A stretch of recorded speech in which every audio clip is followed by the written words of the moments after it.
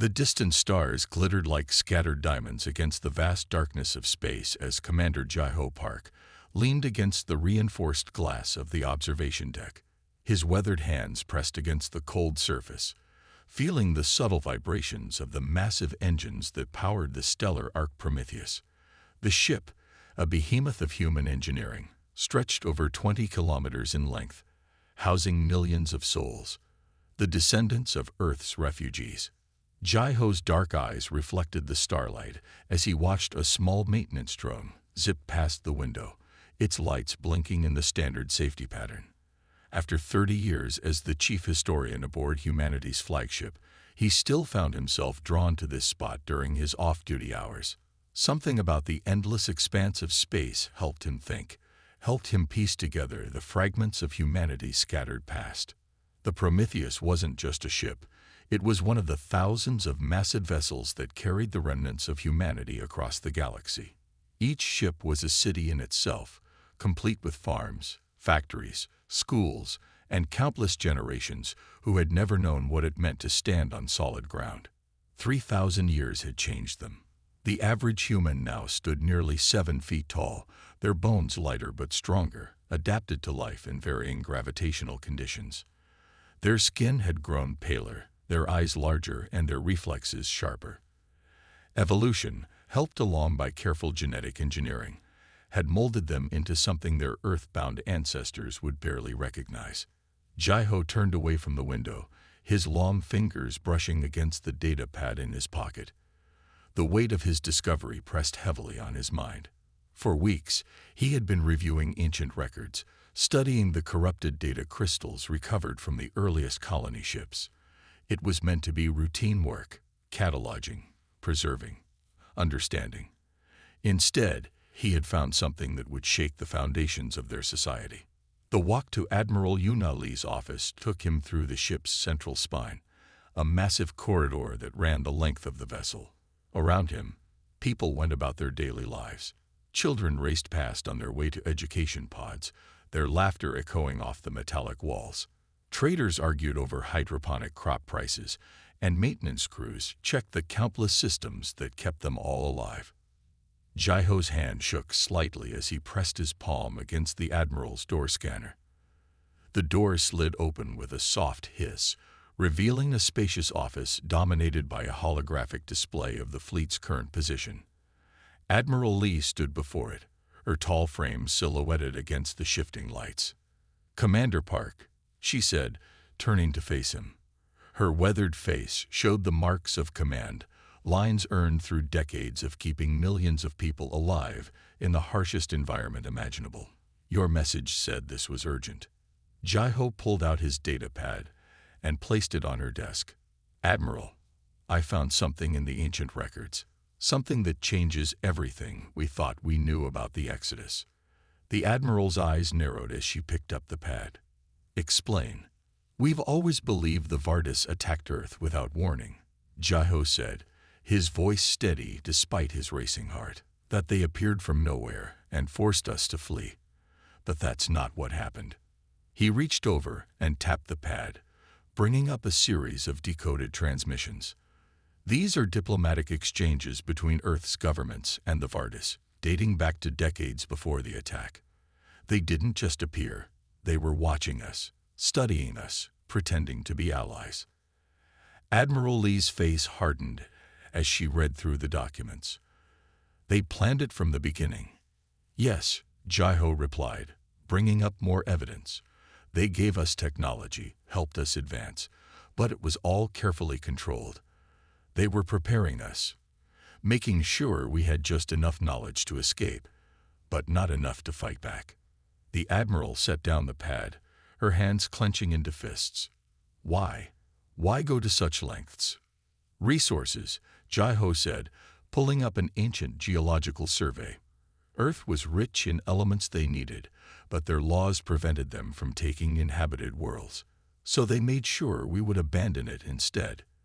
They turned our own fear against us, made us think running was our only option." The revelation hung in the air between them. 3,000 years of exile, of adaptation, of believing they were the lucky survivors of a sudden attack, all of it built on a carefully constructed lie. "There's more," Jaiho added, his voice dropping lower. "I found Earth's coordinates.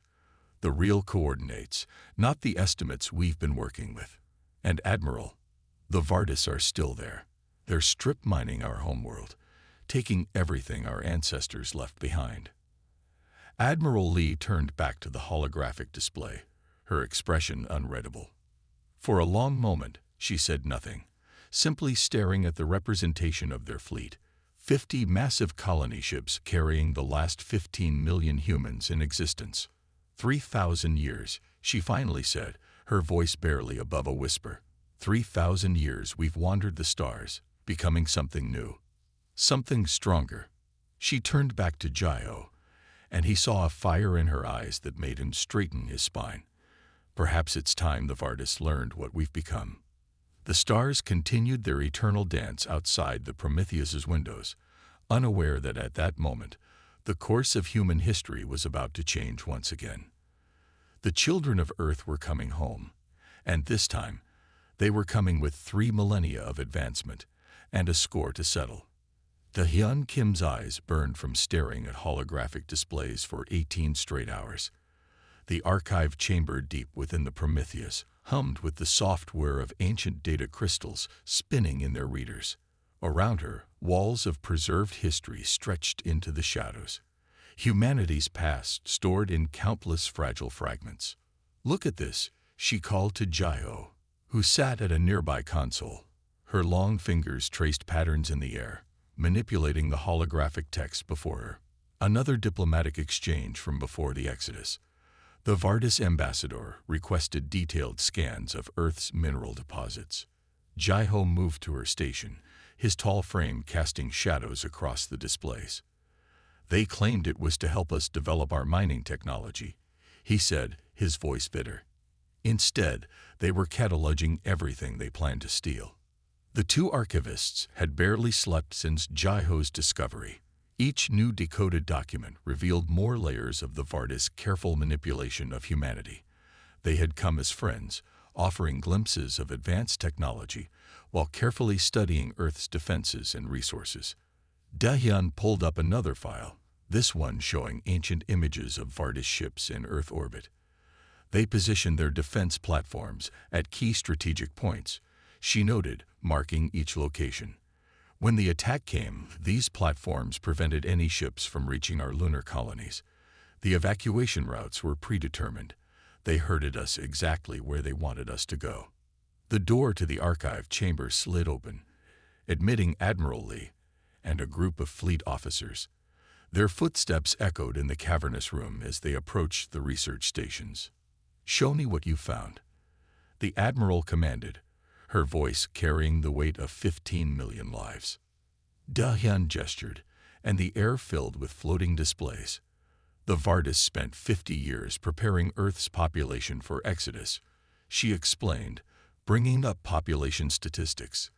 Their gifts of technology included subtle psychological conditioning. They made sure we would choose to run rather than stand and fight. One of the officers, a graying woman with captain's insignia, stepped forward. "How did they hide this from our ancestors? Surely someone must have suspected." "They did," Jaiho replied, pulling up more records.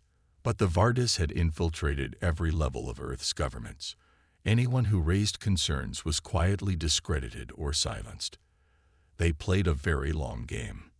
The displays shifted to show the final days before the Exodus. The Vardis had launched what appeared to be an overwhelming attack, but the record showed it was precisely calculated. Every explosion, every destroyed city, every terrifying display of power was designed to create maximum panic with minimum actual destruction of resources. They wanted the infrastructure intact, Da-hyun explained, her voice tight with controlled anger. They needed the mining facilities, the processing plants, everything we had built. We didn't just give them our planet.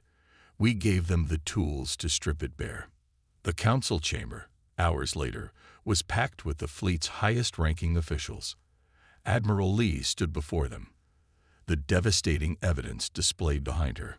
"Our ancestors' greatest mistake was trust," she declared, her voice carrying to every corner of the room. But their second greatest mistake was assuming we would remain weak. We've spent 3 millennia becoming something they never imagined possible. Harin Cho, the fleet's lead weapons researcher, moved to the center of the chamber. Though younger than most present, her brilliant mind had revolutionized their defensive capabilities. The holographic displays shifted at her command, showing the fleet's current military technology. "We're not the same species they drove into exile," she stated, bringing up comparative analyses. "Our quantum phase shields can withstand forces that would have vaporized our ancestors' strongest defenses. Our neural-linked targeting systems can track and eliminate threats faster than organic reaction times. And our weaponry." She paused, bringing up images of their latest developments. "We've learned to manipulate the fabric of space itself. The Vardis still rely on technology similar to what they had 3,000 years ago. They never needed to evolve, never needed to adapt. But we did. Every day of our exile forced us to become stronger, smarter, more innovative." The chamber erupted in discussion, voices rising as the implications became clear. They had the capability not just to return, but to reclaim what was taken from them. 3,000 years of advancement, driven by the harsh demands of space survival, had created a force the Vardis couldn't have anticipated. Da-hyun watched from her position near the back of the chamber, still holding her data pad filled with the evidence of ancient betrayal. The past couldn't be changed, but the future was suddenly full of possibilities. The descendants of Earth were no longer refugees. They were returning warriors, bringing with them the combined knowledge and determination of countless generations born among the stars. The Vardis had created their own worst nightmare, a humanity that had nothing left to lose and everything to reclaim. Soon, they would learn the true cost of their ancient deception. The deep rumble of the quantum drives vibrated through every deck of the massive colony ships as they prepared for their historic journey. Captain Ta Wu Kang stood on the bridge of the flagship Retribution, his hands clasped behind his back as he watched the organized chaos of launch preparations unfold before him. "All ships reporting ready, Captain," announced his executive officer, her voice steady despite the tension filling the bridge. Around them, crew members worked at their stations, their movements precise and practiced. Each person knew their role in what would become humanity's greatest undertaking since the original Exodus. 50 massive colony ships, each carrying hundreds of thousands of souls, began to move in perfect formation. The Retribution led the fleet, its sleek hull stretching 25 kilometers from bow to stern. This was no mere warship. It was a city in space, home to generations who had never known solid ground beneath their feet. Engineering reports quantum drives at full capacity, called out Chief Engineer Min Seo Park from his station. All systems showing green across the board. Tai Wu nodded, his eyes fixed on the main viewing screen. The stars ahead of them seemed to beckon, promising a return to the home their ancestors had been forced to abandon. 3,000 years of exile had changed them, shaped them, turned them into something new, but they had never forgotten where they came from.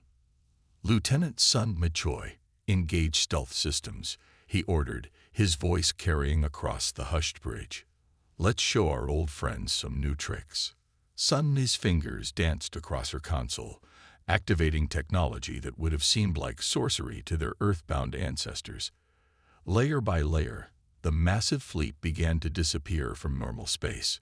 First, their energy signatures vanished, then their mass readings, and finally, their very presence in the electromagnetic spectrum faded away. "Stealth systems fully engaged, Captain," Sun Mai reported with quiet pride. "We're dark across all detectable spectrums." The quantum drives hummed louder as they prepared for their first jump. This was technology born of necessity and brilliance, the ability to fold space itself, crossing vast distances in the blink of an eye. What would have taken their ancestors centuries would take them mere months. "All ships, prepare for quantum transition," Ta Wu announced across the fleet-wide channel. "Remember your training. This is what we've prepared for." The stars ahead began to blur as reality itself seemed to bend. The quantum drives effect spread across the fleet, enveloping each massive ship in a cocoon of altered spacetime. There was no sensation of movement, no feeling of acceleration, just a subtle shift in the light coming through the viewports. "First jump successful," reported the navigation officer. "All ships accounted for.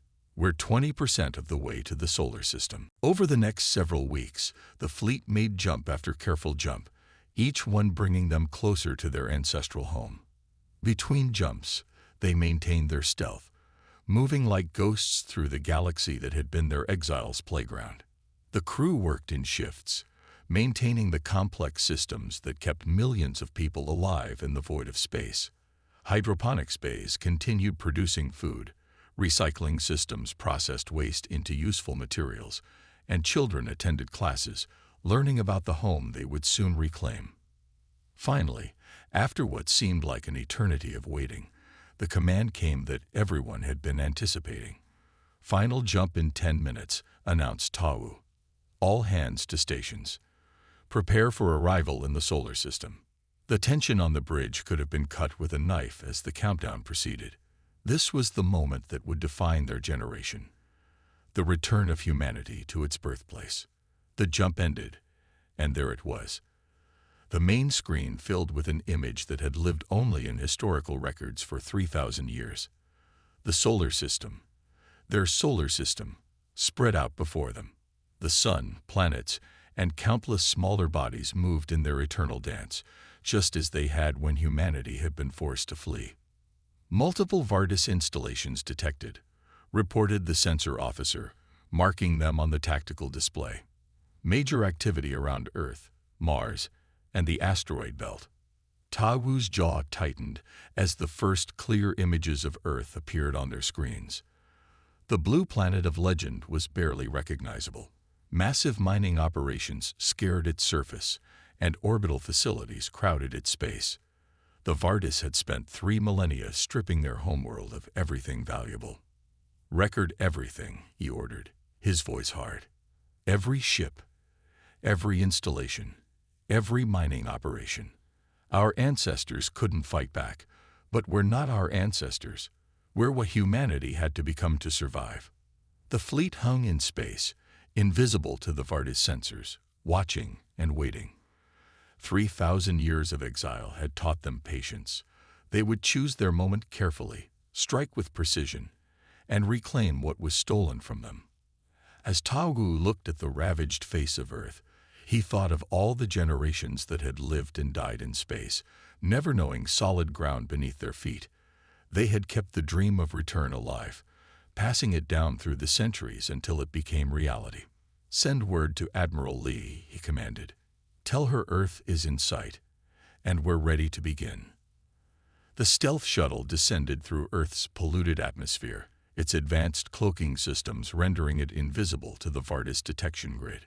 Special Operations Team Leader Kyung Ho Buk sat in the pilot's seat, his enhanced eyes taking in the devastation below.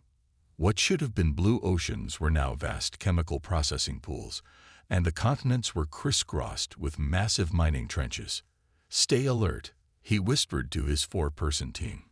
"We're approaching the first landing zone." The shuttle touched down silently in what had once been the heart of Seoul. Now it was a Vardis administrative center, its alien architecture rising like twisted metallic thorns into the smog-filled sky. The team activated their personal stealth fields, their suits adapting to match the surrounding environment perfectly. "Move out," Kyung Ho ordered through their secure neural link. "Stay in formation. Remember, we're here to gather intelligence, not engage." The team moved like shadows through the alien city. Their enhanced bodies, the result of 3,000 years of evolution and genetic engineering, allowed them to move with inhuman grace and speed. What they saw as they advanced made their blood boil. The first museum they infiltrated displayed human artifacts like hunting trophies.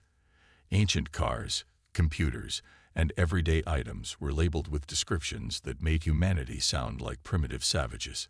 "Crude transportation device. Read one placard beneath a preserved automobile." demonstrates the limited technological understanding of the native species. Recording everything, reported Jinnah, their data specialist.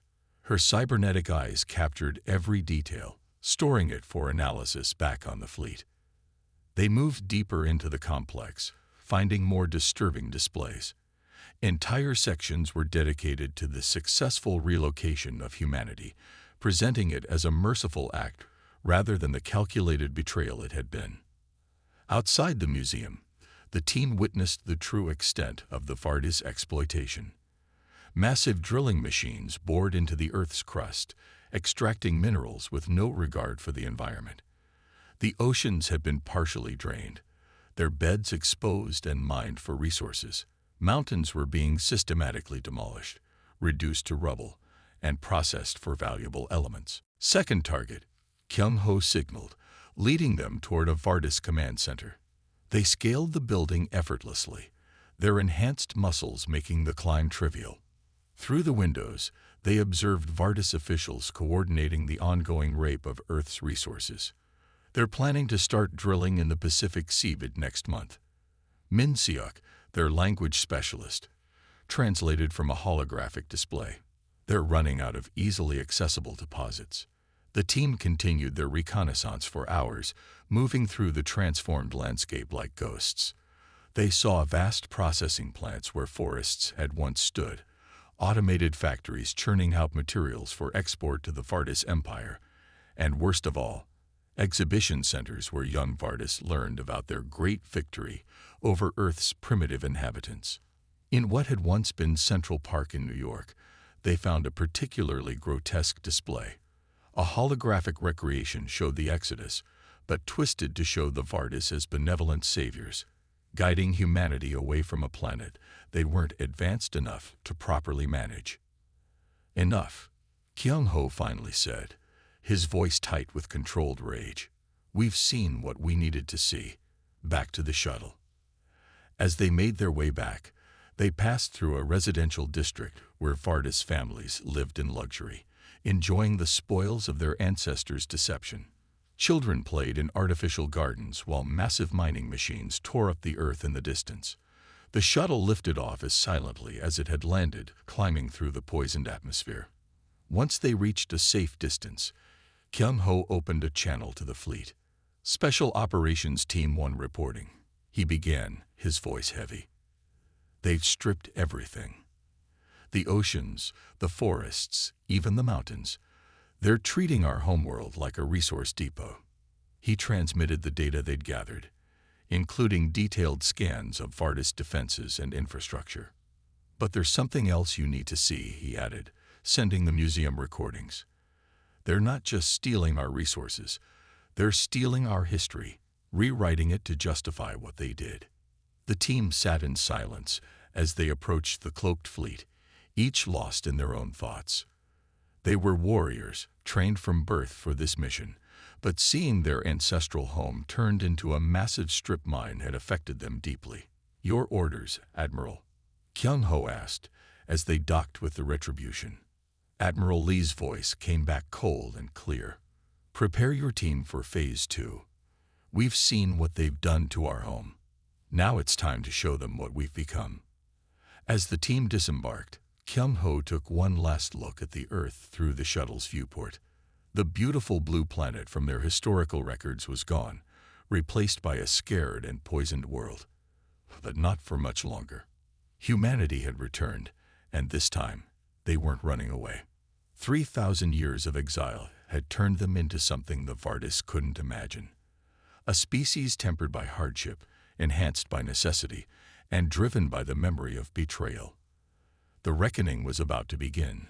Colonel Su-Jin Yang stood on the bridge of the strike cruiser Thunder's Edge, watching the massive form of Jupiter fill the tactical display.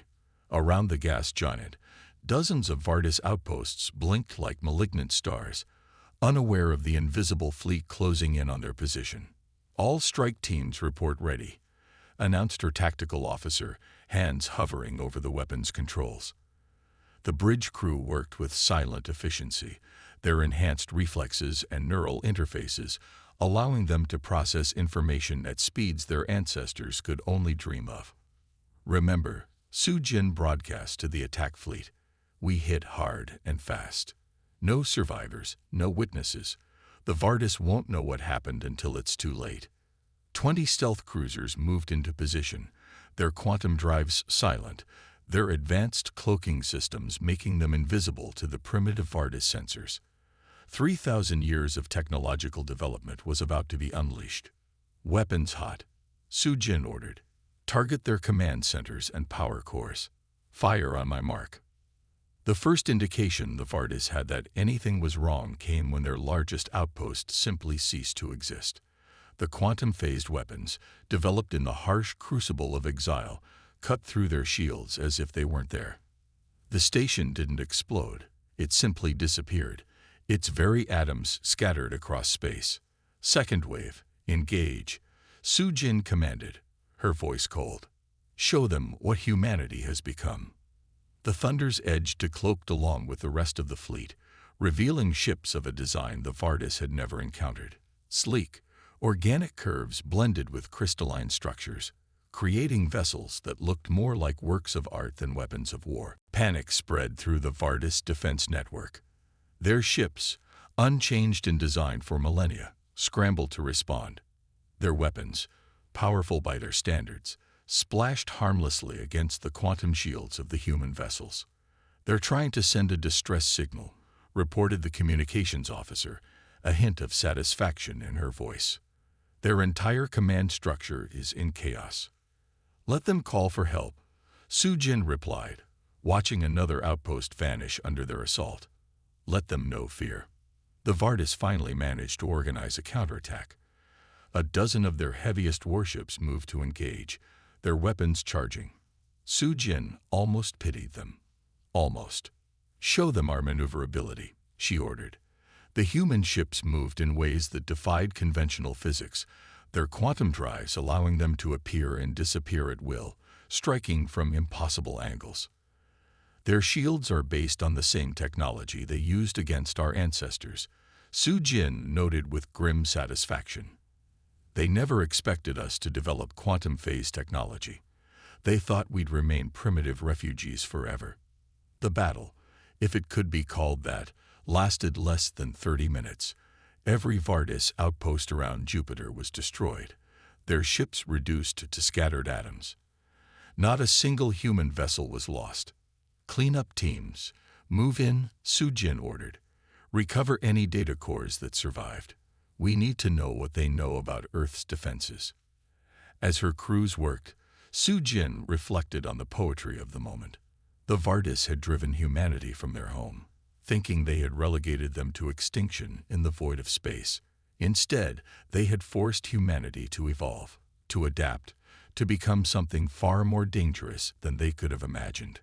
"Colonel," her sensor officer called out, "we're detecting multiple Vardis ships jumping in from the direction of Mars. Looks like the cavalry has arrived." Su-Jin smiled, a predator's smile that would have terrified her ancestors. "Good. Let's show them what else we've learned in exile. All ships, initiate attack pattern Omega. Let's make this interesting." The new Vardis arrivals found themselves facing an enemy that seemed to break every rule of physics they understood. Human ships phased through solid matter, appeared inside their formation, and struck with weapons that ignored their strongest defenses. "Message from Admiral Lee," announced the communications officer. "The main fleet is beginning their approach to Earth. We're to keep any reinforcements occupied here."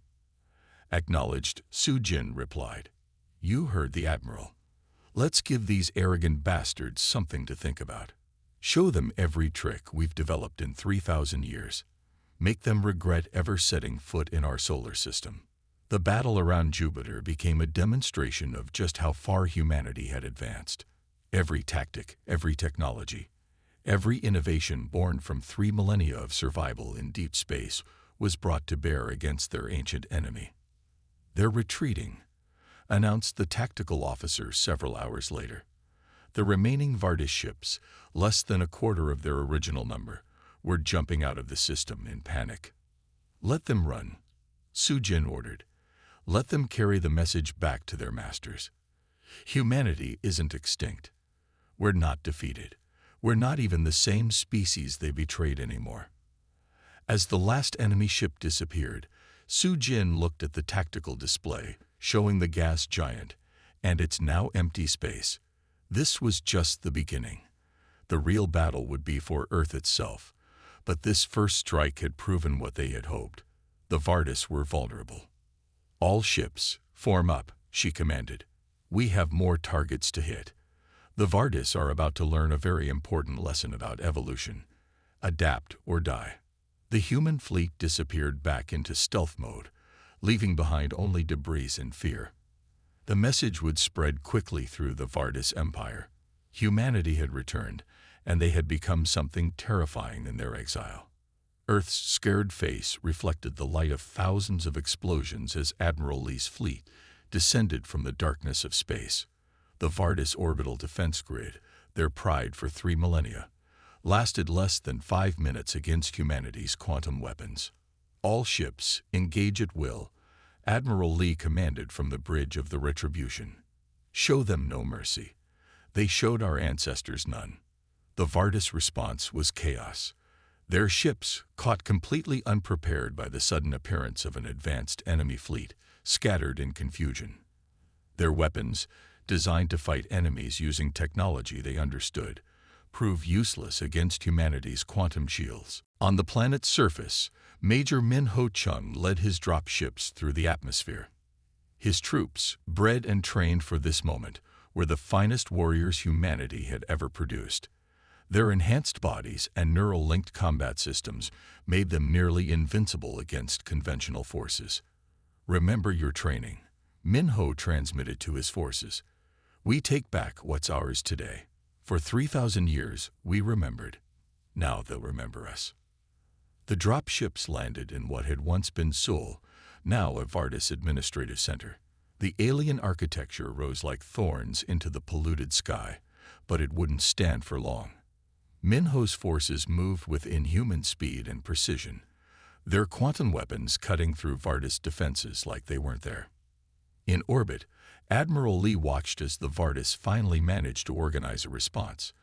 A massive fleet jumped in from their outer system bases, thousands of ships strong. She smiled grimly. Show them what we've become, she ordered. The human fleet engaged, their ships moving in ways that seemed to defy physics. Quantum drives allowed them to appear and disappear at will, striking from impossible angles. On the ground, Min Ho's forces pushed deeper into enemy territory. The Vardis had never expected a ground assault. Why would they? They thought humanity was relegated to the stars, forever running from their superior technology. Sir, one of Min Ho's lieutenants called out, they're trying to destroy their data centers. They don't want us to find something. Secure those facilities, Min Ho ordered. Whatever they're hiding dies with them today. Above, the space battle had become a slaughter. The Vardis fleet, despite their numbers, couldn't counter weapons and defenses they couldn't understand. Their ships disappeared one after another, reduced to scattered atoms by quantum-phased weapons. Admiral, her tactical officer reported, they're attempting to evacuate their leadership from the surface. Not today, Lee responded. Target their escape vessels. No one leaves. Min Ho's forces reached the Central Vardis Command Complex. Inside, they found what the aliens had been trying to destroy.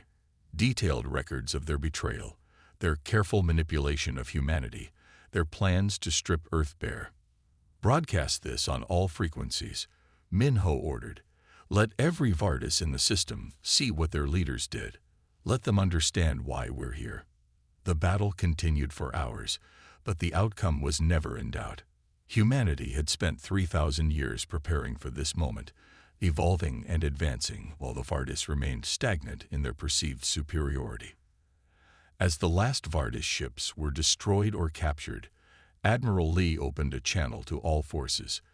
This is just the beginning, she declared. Earth is ours again, but we're not stopping here. The Vardis Empire will learn what it means to face humanity's wrath. On the surface, Min Ho stood in what had once been a park, now just another mining pit. Around him, His troops secured the city, rounding up Vardis civilians. Unlike their ancestors' conquerors, they would not be cruel, but they would be just. Major, his second-in-command, reported, "We've secured their main terraforming facilities. Their engineers say it will take decades to restore Earth's ecosystems. Then we'll spend decades fixing what they broke." Minho replied, "We've waited 3,000 years. We can wait a few more decades." The sun set on a changed Earth. The Vardis occupation, which had lasted 3 millennia, had ended in a single day. Humanity had returned, bringing with them power their ancestors could never have imagined. Admiral Lee looked down at the planet from her bridge, watching as cleanup operations began. They had won, but the real work was just beginning. Earth needed healing, and humanity needed to ensure this could never happen again. "Send word to the colony fleet," she ordered. "Tell them it's time to come home. And send a message to every Vardis world. Earth was just the beginning. We're coming for everything they took from us." The battle for Earth was over, but humanity's return to the galactic stage had just begun. 3,000 years of exile had created something new, something powerful, something the Vardis would learn to fear. Jiho walked through the ruins of Seoul, his boots crunching on ground that had been stripped and reshaped by alien machines. Around him, massive terraforming devices hummed as they began the slow process of healing 3,000 years of damage.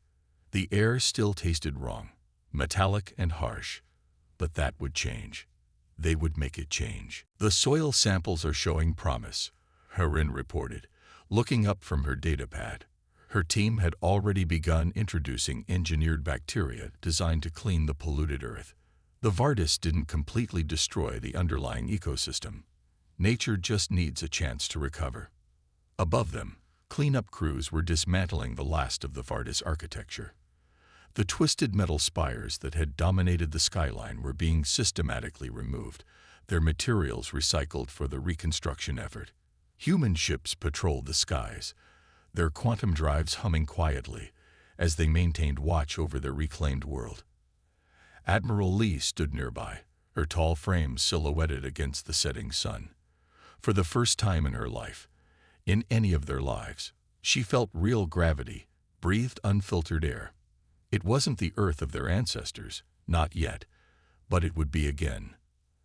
"Our ancestors would be proud," she said softly, kneeling to touch the damaged soil. "We didn't just survive. We came back stronger." In what had once been the Han River, now a dry channel scourged by mining operations, engineering teams were preparing to reintroduce water. The process would take years, but they had planned for this. The colony fleet had brought everything they needed to restore their homeworld. "The atmospheric processors are online," Harin announced, checking another reading. "We should see the first improvements in air quality within months. The ocean reclamation projects are starting on schedule too." Jiho watched as a group of children from the colony fleet experienced Earth's gravity for the first time. Their enhanced bodies, evolved for space, adapted quickly as they played in the ruins. They would be the first generation in 3 millennia to know Earth as home. "We found something in the Vardis archives," one of the research teams reported. They kept detailed records of Earth's original ecosystems. They thought they were documenting a dying world, but they actually preserved the blueprint for its resurrection. Across the planet, similar scenes played out. In what had been New York, London, Beijing, reconstruction teams worked tirelessly. The Vardis had built their administration centers on the ruins of human cities, and now those ruins would rise again. "The lunar colonies are secure," Admiral Lee's comm officer reported.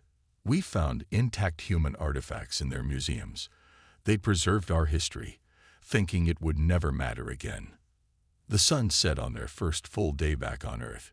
In orbit, the massive colony ships began the careful process of transferring millions of people to their ancestral home. It would take time, years, perhaps decades, but they had learned patience in exile. "We're detecting Vardis communications traffic at the edge of the system," a sensor operator announced. "They're gathering their forces." "Let them come," Admiral Lee replied calmly. "We're not running this time." We'll never run again. Jaiho looked at the darkening sky, thinking of all the generations that had lived and died in space, keeping the dream of return alive. They had done more than survive. They had evolved, advanced, become something new while staying true to who they were. Herin's team deployed another wave of terraforming devices, their blue lights blinking in the gathering darkness. The first new trees will be planted tomorrow, she said, smiling. Real Earth species, preserved in our genetic banks for 3,000 years. Across the planet, reconstruction began in earnest. Humanity had returned, bringing with them 3 millennia of advancement and a determination to restore their homeworld to its former glory. The Vardis had thought they were destroying the civilization. Instead, they had forced it to evolve into something far greater.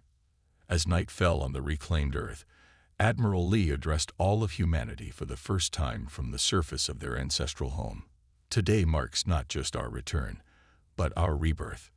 We are not the same species that was driven from this world. We are its children, returned with the power to restore it, to protect it, and to ensure that what happened to our ancestors never happens again. The message spread across the planet and out to the stars beyond. The galaxy would soon learn that the children of Earth had grown up, and they were here to stay. The age of humanity's exile was over. The age of reclamation had begun.